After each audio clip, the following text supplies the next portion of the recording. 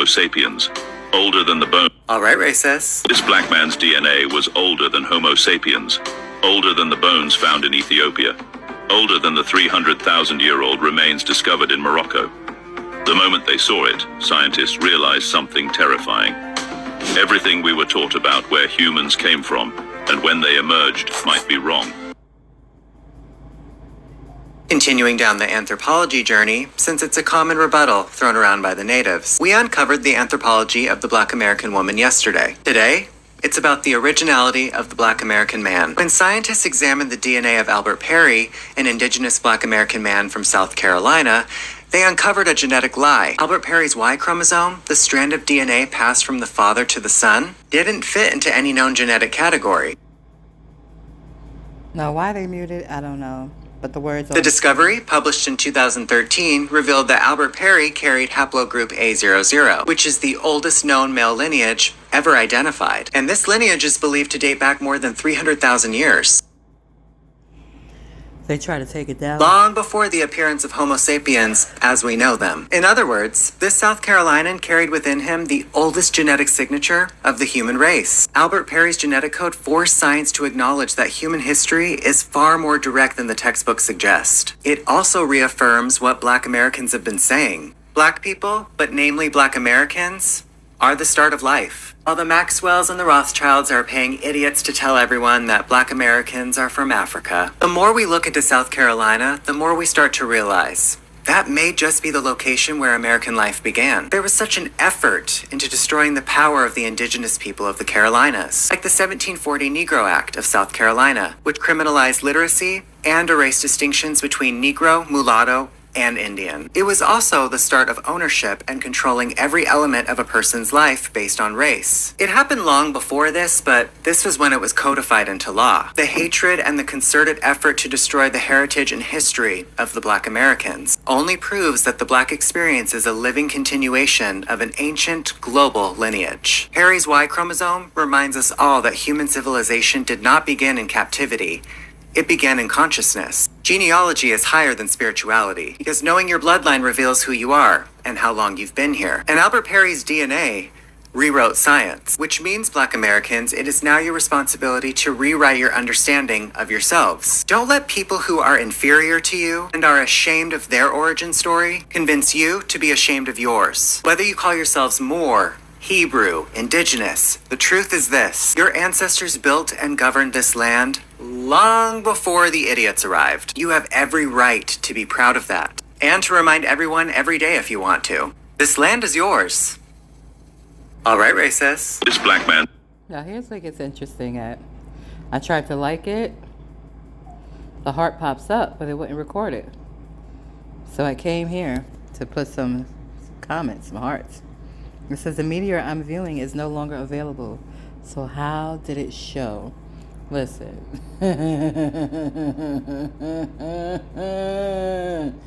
I know that sacred sciences have been studied. And what do they give you? 33 degrees. And I think the highest is 360 degrees. And only certain bloodlines are allowed to travel those 360 degrees when it comes to sacred sciences. And I'm pretty sure that the spiral does not end, that it is infinite, and that the sciences and the information not only are accessible through the Akashic records, but are directly accessible in our own very DNAs. And with all of the vaccinations and the food and the stuff to disconnect us, still infinite knowledge is coming up. So it makes no sense to try to stop it now, because it's unstoppable. Obviously, libraries were burnt, people were burnt, coliseums were knocked down, yet still the truth survives. And the truth shall set you free. I'm grateful for this information coming to me. I honor my ancestors. I am the hope of my ancestors, and I'm so grateful to be aligned with the amazing souls that I am aligned with, because this is really not about dominant. The earth, I get what he's saying. He's saying the truth. He got a little bit of twang in there, But here's the actuality: we share this planet, and those of us who know how to responsibly care for it, let's do that. And those who want to just govern other people, we pray that they healed and that they govern themselves mentally and spiritually, because only an unhealed person wants to govern and control somebody else. It's not natural. I have never stepped out into nature, never even went to a zoo where the animals are captive and seen a cat and a goddamn on lion with the cat trying to rule the lion. That's just silly. Okay? So, it's not natural for beings who are genetically inferior, which is okay. It doesn't mean that you're beneath. It's just a genetic thing. It doesn't mean that you can't care and love as vast as everyone else. It just means that, just can't stay out in the sun as long naturally, it's just genetics. It's okay. It's all right. Accept it. Cats are happy being domesticated, licking their paws, having somebody come feed them and rub them and pet them. I never see a cat that's like, I must be a lion. Let me go in the jungle and hunt deer. I've never seen that. So it's not natural. And even though they are of the same cats and lions, they're both felines. One is inferior naturally. One is naturally superior. It's okay. It's just nature. There's no need to fight about it. Like, no more. Come on. We're supposed to be smarter than this, okay? So let's stop competing, because there's enough everything for everyone. There's enough love for everyone. There's enough food for everyone. There's enough clean water for everyone. There's enough fucking money for everyone. There's enough wealth for everyone. There's enough houses for everyone. There's enough cars for everyone. There's enough lovers for everyone. There's enough. There's enough. There is enough. What the heck are we fighting for? For what? What? Because we're afraid? Stop being afraid.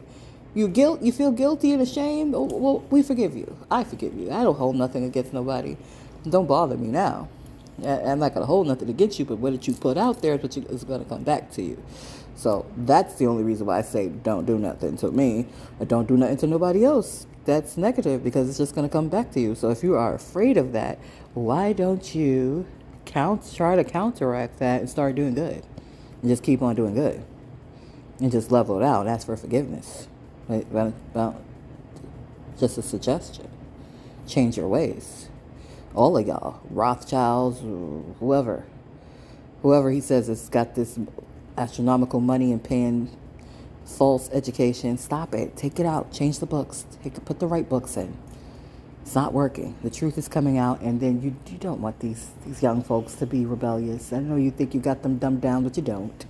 You don't. They move so much faster and quicker. Come on, let's just work together. Again, there's enough. It's enough for everybody. Let's cut it out. Let's cut it out. Let's just cut it out. All right? Sounds good?